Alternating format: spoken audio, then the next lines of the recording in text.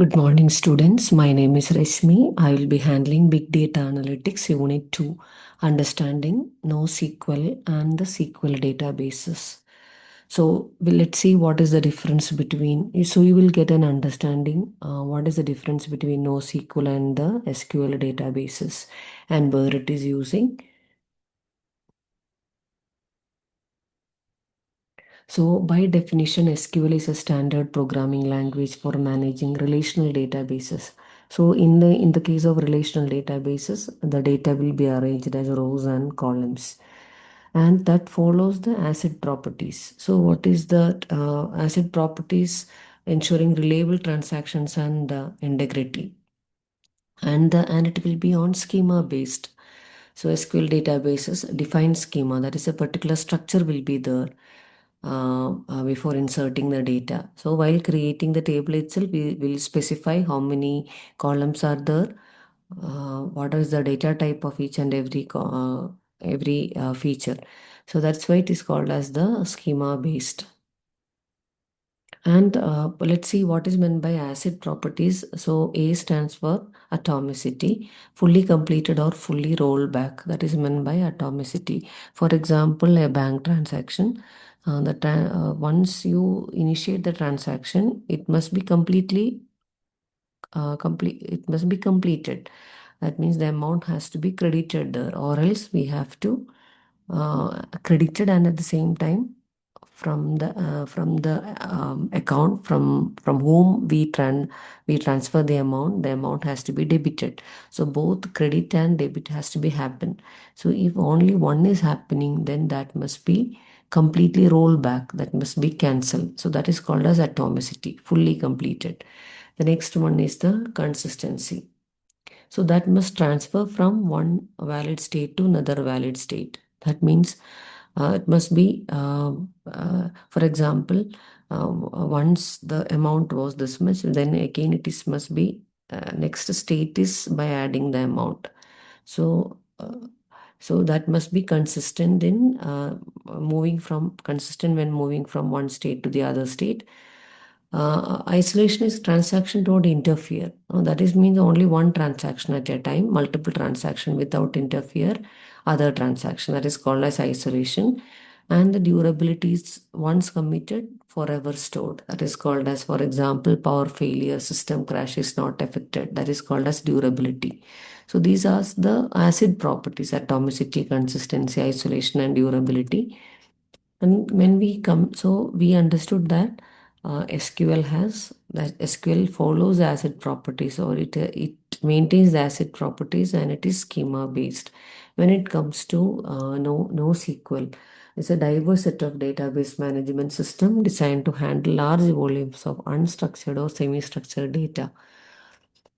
So there are different types of NoSQL databases: document store, key value store, column family store, and the graph databases. And it is schema-less design. NoSQL databases are schema-less. So it is very flexible, dynamic, and it is very flexible since there is no basic structure or predefined structure format. And we'll see see what is the difference between SQL and NoSQL. We'll see the key differences are serve the different purposes and have distinct characteristics. Understanding their key differences is very crucial.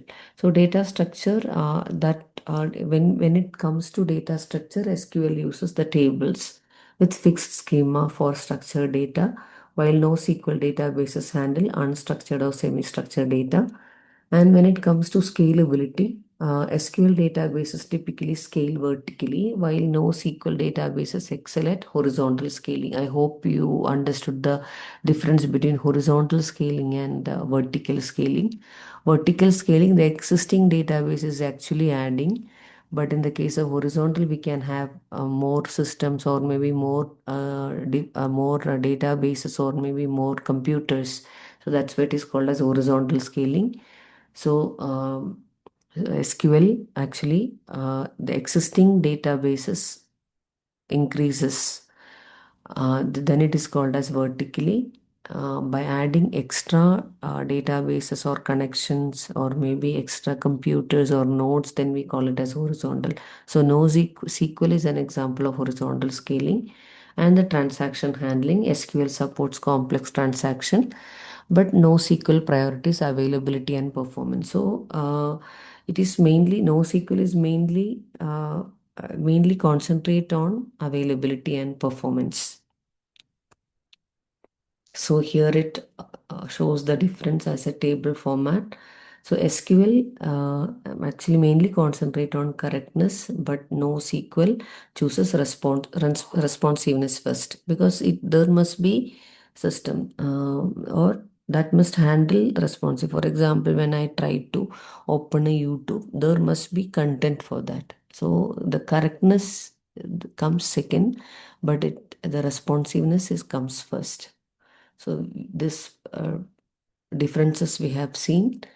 And what are the examples of databases? SQL databases examples are MySQL, PostgreSQL, Oracle, and SQL Server. NoSQL databases are MongoDB, Cassandra, Redis, and Neo4j are the examples. And what are the real world applications? SQL we use for banking system, student information system, and inventory management. Few examples: NoSQL, social media, e-commerce, product catalog, and real-time analytics.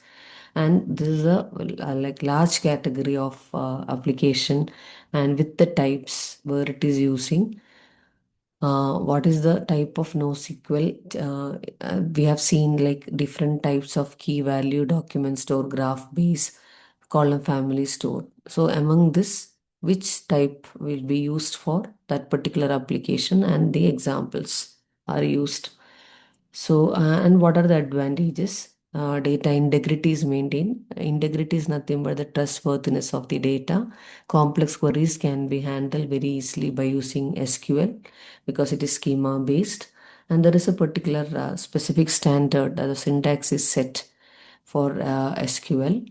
And NoSQL is high flexible. It is highly flexible. Scalability, as we said, it is horizontal scaling, so it is easy to extend many servers. So diverse data models, various data models can be used for this. And when to use SQL, ideal for applications needing data consistency.